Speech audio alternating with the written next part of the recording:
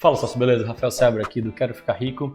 E assim como eu fiz na semana passada, que eu respondi 7 perguntas sobre fundos imobiliários, nessa semana eu vou responder 7 perguntas sobre ações. Essas perguntas foram coletadas lá no Instagram, então inclusive eu recomendo para você, se você ainda não me segue lá no Instagram, passa a seguir, é o @Quero Ficar Rico, estou colocando aqui embaixo.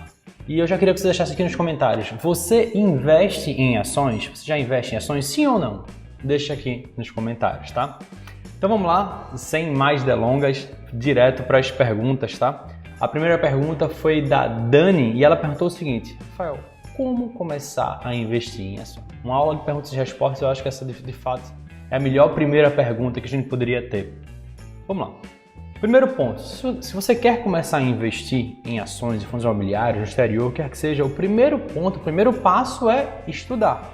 É adquirir conhecimento. E daqui a pouquinho eu vou te dar uma dica de conhecimento gratuito, de material gratuito para você começar esses estudos, tá? Mas o primeiro ponto é estudar, não adianta fazer nada no escuro. Tem que adquirir algum conhecimento e depois colocar em prática. Então o segundo passo é você abrir conta numa corretora. Existem várias corretoras, existem várias boas corretoras, inclusive várias que estão com taxas zeradas. Boas corretoras, grandes corretoras, estão com taxas zeradas por aí. Então isso é um ponto muito importante para que você não tenha custos adicionais no momento de fazer um investimento. Como a abertura da conta é 100% gratuita em qualquer corretora que eu conheça, você escolha uma boa corretora e já abre a sua conta lá, porque você já fica com tudo preparado para começar a investir. Você precisa ter conta numa corretora para começar a investir em ações. Uma terceira dica que eu daria para você é o seguinte, em vez de você começar diretamente a investir em ações, comece por fundos imobiliários. Basicamente por 3 motivos. Primeiro, que fundos imobiliários são mais simples de entender. São fundos que investem em imóveis, esses imóveis pagam aluguéis e parte desses aluguéis volta para você em formato de dividendos, de rendimentos. E geralmente esses rendimentos são mensais. Então eles são muito simples de você entender. Via de regra também, os fundos imobiliários têm menos volatilidade, ou seja, a variação de preço dos bons fundos imobiliários geralmente é bem menor do que a variação do preço das ações. Então isso traz tranquilidade para quem está começando. E o terceiro ponto é uma previsibilidade, que os fundos imobiliários, ao contrário da maioria das ações, pagam rendimentos todos os meses, pagam dividendos todos os meses. Já nas ações não, geralmente são trimestralmente, semestralmente ou mesmo uma vez só por ano. Então isso daí seriam os melhores, os primeiros passos. O quarto passo seria você definir um método para você escolher as ações para você investir. Você precisa, para não estar investindo escolhendo aleatoriamente ou simplesmente seguindo a dica de alguém, é importante que você tenha um método. E para isso, eu tinha falado para você que ia passar uma dica prática para você de material gratuito para estudo em relação ao método que é o quê? Eu tenho um método que se chama Vestibular da Sociedade Milionária e eu tenho uma aula 100% online, 100% gratuita, que eu mostro passo a passo como você pode colocar esse método em ação. Então é um conteúdo bem amplo, bem vasto, que vai te dar todas essas noções básicas e como colocar isso em prática. Eu vou deixar o link aqui, sociedademilionaria.com/workshop, também está aqui no comentário do vídeo, para que no final dessa aula aqui, desse vídeo aqui, você possa acessar esse link e continuar seus estudos, tá? Vamos lá para a segunda pergunta. A segunda pergunta foi da Carla e ela perguntou: Rafael, eu posso ter 2 carteiras com estratégias diferentes? Basicamente o que ela está querendo saber é o seguinte: olha, eu quero ter um foco, por exemplo, em investir em ações de empresas que estão para crescer e outra investir em ações de empresas que pagam bons dividendos. Isso seriam 2 exemplos, tá, de estratégias distintas. E na minha opinião, você não precisa ter 2 carteiras para isso. Você pode ter numa mesma carteira e você definir, olha, uma parte da minha carteira eu quero investir em empresas de crescimento, uma parte menor ou maior ou igual, aí você define, eu quero investir em empresas que pagam bons dividendos. Ou também, eu quero uma parte maior da minha empresa, da minha carteira, investir em empresas que são aprovadas pelo método que eu escolhi para investir. E uma parte menorzinha eu quero fazer minhas apostas de maneira livre. Aquelas empresas que não são aprovadas pelo meu método, mas eu acho que ela vai crescer. Ou eu quero seguir a dica de alguém aqui com dinheiro pequenininho, tá tudo bem. Então o que eu acho que você deve fazer, em vez de ter 2 carteiras, é na mesma carteira você definir quanto você quer para a estratégia A, quanto você quer para a estratégia B. Dá para você fazer isso na mesma carteira, te dá muito mais simplicidade e não vai te prejudicar em absolutamente nada, Carla. A terceira pergunta é do Leandro. Ele fala: poderia falar mais sobre ETFs? Posso. Resumidamente, um fundo ETF, também conhecido aqui no Brasil como fundos de índice, são fundos de gestão passiva que geralmente investem em ações. E a ideia é o seguinte, é você investir num fundo que, em vez de você ter que selecionar as ações individualmente, Você investe num fundo ETF que ele segue o índice, como por exemplo o índice Bovespa, que é o principal índice da Bolsa Brasileira, e com isso você já estaria num único investimento, fazendo investimento de maneira diversificada, toda tranquila e que aparentemente seria uma boa decisão. Por que eu falo aparentemente? Porque quando a gente pensa em ETFs lá no exterior, nos Estados Unidos, eles são realmente boas decisões, é uma boa estratégia de você começar. Mas aqui no Brasil, particularmente, eu não acho uma estratégia tão legal assim por questões tributárias. Quando você investe em ETFs, você não tem, por exemplo, uma isenção que existe no investimento em ações. Eu vou falar sobre isso, um pouquinho mais sobre isso daqui a pouco. Mas quando você investe em ações, você pode fazer vendas de até 20 mil dentro de um mês, mesmo que tenha tido um lucro muito alto, e ainda assim você não pagaria imposto de renda. Já no ETF, se você vender suas cotas, qualquer que seja o valor, se tiver sido uma venda com lucro, você paga imposto de renda. Então você já tem essa primeira perda, que é na questão da tributação. Uma outra questão, que para mim também é uma perda, é que os ETFs não pagam dividendos. Eles pegam esses dividendos, reinvestem e aumentam o valor do fundo. Daí tudo bem. O problema é que quando você vender esses dividendos, você vai estar pagando imposto sobre os dividendos também. E até agora, pelo menos no momento que eu gravo esse vídeo, não há tributação sobre dividendos quando você investe diretamente em ações. Então esses seriam dois argumentos do ponto de vista tributário que, para mim, na minha opinião, ETFs, investir através de ETFs no Brasil não é uma boa decisão, tá, Leandro? A quarta pergunta é do Wellington. Ele pergunta, Rafael, o que é tag along em ações? Vamos lá. Tag along é uma expressão que ela significa, vamos dizer assim, de uma maneira bem simplória, o direito de ir junto. Ou seja, se uma determinada empresa receber uma proposta de compra para que se assuma o controle daquela empresa, aquele valor que está sendo oferecido para os controladores da empresa atuais, para os principais acionistas da empresa, se você tiver ações que têm tag along, você teria direito a receber aquele mesmo valor que os controladores estão recebendo. Então, o tag along é o direito de ir junto numa proposta de venda do controle da empresa, mesmo sendo um acionista minoritário. Então, por exemplo, lá na lei das SA, ela diz que as ações ordinárias do tipo ON têm um tag along mínimo de 80%, ou seja, se os controladores recebessem uma proposta de R$100, você teria direito a acompanhar, a aceitar essa proposta, recebendo pelo menos R$80. Isso aí seria um tag along de 80%. O que a gente vê na bolsa atualmente é que praticamente boa parte das ações ordinárias tem tag along de 100%, tá? Inclusive, se a empresa é do novo mercado, que é o segmento mais alto de governança corporativa, ela é obrigada a oferecer um tag along de 100% para todas as suas ações, e ela só tem ações ordinárias. Em alguns casos, as preferenciais também têm tag along, o que não é protegido por lei, que fique bem claro, não é a lei das SAs que garante isso. É uma própria decisão da empresa, da governança corporativa da empresa, que pode dar a algumas ações preferenciais um tag along de 80%, ou pode dar até um tag along de 100%, tá? Mas não existe nenhuma garantia sobre isso. Então é muito importante no momento que você vai investir, você ficar atento a essa questão do tag along e, de preferência, investir apenas em empresas que têm ações ordinárias, são aquelas do tipo ON, justamente para você não ter problema em relação a esse tag along, de você ter uma venda no controle e você ser prejudicado como um acionista minoritário. A quinta pergunta é do Felipe. Ele pergunta como é a tributação sobre ações. Eu não vou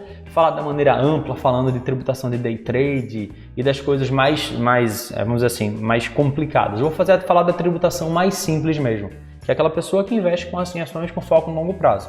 Então, basicamente, existem vamos dizer assim, dois fatos geradores para uma renda. O primeiro deles seria o recebimento de dividendos. É quando a empresa vai lá e paga dividendos. Nesse caso, você não paga imposto de renda sobre dividendos e nem na questão dos juros sobre capital próprio, você até paga, mas ele é recolhido diretamente na fonte. O dinheiro que cai na sua conta já é isento. Então, em relação ao recebimento de proventos, você não estaria pagando imposto de renda. Já no caso da venda da ação com lucro, que é o ganho de capital, você comprar por um preço e depois vender por um preço mais caro, você pagaria imposto de renda de 15% sobre esse lucro, porém, existe uma isenção de até 20 mil por vendas dentro de um mesmo mês. Não é 20 mil de lucro, é 20 mil de vendas. Se você fizer dentro de um mesmo mês até 20 mil reais em venda, tem que ser um valor até 20 mil, tá? Não pode ser 20 mil e um. Até 20 mil, mesmo que você tenha tido lucro, você também não vai pagar imposto de renda. Então essa é uma grande vantagem para quem investe diretamente em ações. É não pagar imposto de renda sobre dividendos, pelo menos até agora, E não pagar imposto de renda sobre venda com lucros desde que você faça vendas de até R$20.000. Se você vender um valor superior, mesmo que seja de várias ações dentro do mesmo mês, aí você teria que pagar o seu imposto de renda sobre todo o seu ganho de capital, não é sobre o que passa de 20 mil, tá? Então, se você mantiver um controle bem restrito em relação a isso, de não deixar fazer vendas superiores a 20 mil dentro de um mesmo mês, você consegue, inclusive, investir em ações sem pagar nada de imposto de renda, mesmo que você tenha lucros bem altos, tá? A sexta pergunta foi do Rodrigo. Ele perguntou o seguinte: Rafael, eu investi em ações e ainda não recebi dividendos. Você poderia comentar? Sim. Isso é normal, tá, Rodrigo? Provavelmente você deve estar investindo em ações há pouco tempo ainda. E muitas empresas pagam dividendos só uma vez por ano. Não são como fundos imobiliários que pagam dividendos todos os meses. Tem empresas que pagam, exceção, tá? Que pagam todos os meses. Mas a maioria ou paga trimestralmente, ou paga semestralmente, ou paga só uma vez por ano. Então por isso que talvez você não tenha recebido dividendos até agora. A segunda questão é que as empresas só podem pagar dividendos, que dividendos, não sei se você sabe, mas é uma participação sobre o lucro. Então ela só pode pagar dividendos se ela tiver tido lucro e não tenha prejuízo acumulado dos anos anteriores. Então se a empresa que você estiver investindo não teve lucro, você não tem dividendos a receber. Esse é um outro ponto. E um terceiro ponto é que nesse momento que a gente passou, que está passando ainda da questão da crise causada pela pandemia, o que é que tem acontecido? Muitas empresas estão fazendo retenção de lucros. Aquelas empresas que estão tendo lucros, porque várias tiveram prejuízo, mas aquelas que estão tendo lucro estão dando uma segurada no pagamento de dividendos, até anunciaram, ó, já vai pagar dividendos, mas ainda não tem data. Então isso também tem acontecido. Por quê? Porque ninguém sabe até onde vai o fundo do poço, o buraco, que hoje em dia está bem mais tranquilo do que estava alguns meses atrás, estava muito mais nebuloso, mas como ninguém sabe como é que vai estar esse futuro próximo, várias empresas estão fazendo o quê? Retenção de lucro, segurando esse lucro, em vez de distribuir, para se precaver caso apareça uma crise mais forte lá na frente. E isso é totalmente válido, não há nenhum problema, é uma medida bem prudente que as empresas têm tomado. Então talvez tenha sido por isso, mas o que posso dizer para você é o seguinte: se você investe em uma carteira diversificada e fizer investimentos por no mínimo 12 meses, em algum momento vai começar a cair dividendos na sua conta também, assim como cai através de fundos imobiliários, caso você já invista, tá? E a sétima e última pergunta é do Edu. Ele pergunta: qual o benefício de comprar ações ON, ou seja, ordinárias, se normalmente é a PN, ou seja, preferenciais, que paga dividendos? Vamos lá. A pergunta ela já conceitualmente já tem um erro. Porque não é normalmente as ações preferenciais que pagam dividendos. Ambas pagam dividendos, tanto ordinária quanto preferenciais. Mas conceitualmente as ações preferenciais têm uma preferência no pagamento de dividendos. Isso quer dizer que se por acaso a grana estiver curta, quem vai receber primeiro é quem tem as ações preferenciais. E em algumas empresas, uma ou outra empresa, quem tem ações preferenciais recebe um pouquinho mais de dividendo. Mas por que as empresas fazem isso? Porque do ponto de vista de segurança jurídica, as ações ordinárias são muito melhores. E por quê? Primeiro explicando o conceito dela. A ação ordinária é aquela ação que dá direito a voto. E aí você pode pensar: Rafael, mas eu tenho tão pouquinho ação, eu não quero me preocupar em votar em assembleia nem nada, eu só quero, sei lá, investir para ganhar dinheiro e receber dividendos. O problema não é esse. A grande questão é que quando você investe em ações ordinárias, você tem as mesmas ações que os controladores da empresa. Então elas são ações muito mais protegidas, porque muitas vezes existem tomadas de decisão que acontecem ao longo do curso de uma empresa que terminam prejudicando aqueles acionistas preferencialistas, aqueles acionistas que têm ações preferenciais. Seja porque uma ação preferencial não teria tag along, eu já expliquei tag along em um pouquinho mais acima, um pouquinho antes, tá? Numa outra pergunta, e só quem está protegido legalmente pelo tag along, pela lei das SA, são os acionistas ordinários, quem tem ações ordinárias, quem tem ações do tipo ON ou aquelas que terminam em 3, isso já seria um ponto. Esse ponto é muito determinante. E muita gente fala: Rafael, mas a empresa que eu invisto, tanto as ordinárias quanto as preferenciais, tem tag along de 100%. Por que ainda assim eu teria que escolher as ações ordinárias? Porque, vê só, a maneira que você poderia ser prejudicado não é só na questão de pagamento de dividendos ou mesmo na questão da venda do controle da empresa. Pode ser no momento em que a empresa decida se juntar, por exemplo, ao novo mercado. A empresa queira acabar com as ações preferenciais e queira só ter ações ordinárias. Essa é uma decisão legítima, inclusive uma boa decisão de governança corporativa. O que acontece muitas vezes é que as condições de conversão podem não ser tão atrativas para as ações preferenciais. Pode ser que quem tem ações preferenciais seja oferecendo uma condição desfavorável para poder fazer essa conversão. A gente teve já casos, por exemplo, na venda do controle da Ambev, em que no momento que foi anunciada a venda do controle, as ações ordinárias pipocaram de preço, as preferenciais desabaram. Então tiveram muitos casos de acionistas preferencialistas que que já foram prejudicados ao longo do curso da história recente e da história mais antiga também, até porque os filósofos do mercado de ações até brincam dizendo que ações preferenciais nada mais são do que títulos de dívida. São apenas ações que têm direito a receber dividendos se a empresa tiver lucro, mas que ela não tem tanto valor assim. O Jorge Paulo Lemann até não brincou, na verdade, ele deu uma entrevista muito chateado quando o pessoal criticou a Ambev no momento da venda do controle, que ele fez, caramba, o que não dá para entender é como uma pessoa tem ações preferenciais e quer exigir dessas ações os mesmos direitos nas ações ordinárias. A brincadeira dele foi o seguinte, a analogia dele foi o que ele fez, que ele falou, é você ter um Fiat na garagem e achar que você tem uma Ferrari.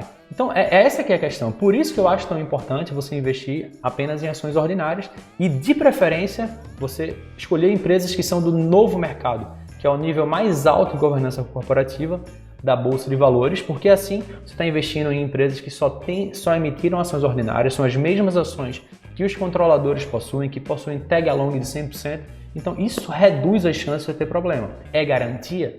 De forma alguma, mas reduz, porque você tem proteção legal e está com o melhor nível de governança corporativa que você poderia ter acesso. É só uma medida de redução de riscos, tá? Não é uma questão de tipo, você tem que fazer isso, eu tenho que fazer aquilo. Enfim, essas foram as 7 perguntas. Se você quiser saber muito mais sobre investimento em ações, eu vou reforçar aqui a dica que eu dei logo na primeira pergunta. Vou deixar aqui embaixo o link, sociedademilionaria.com/workshop. Reserva um horário para poder assistir essa aula, porque eu garanto a você que vai valer a pena. Essa aula é 100% online, 100% gratuita e vai te mostrar o passo a passo para começar a investir em renda variável e também você conhecer o método VSM, que é o vestibular da Sociedade Milionária, que eu tenho certeza que vai fazer com que você consiga investir de uma maneira muito melhor, com muito mais segurança e por conta própria, sem depender de ninguém, tá? Dito isso, esse vídeo ficou por aqui, a gente se vê num próximo vídeo. Tchau, tchau!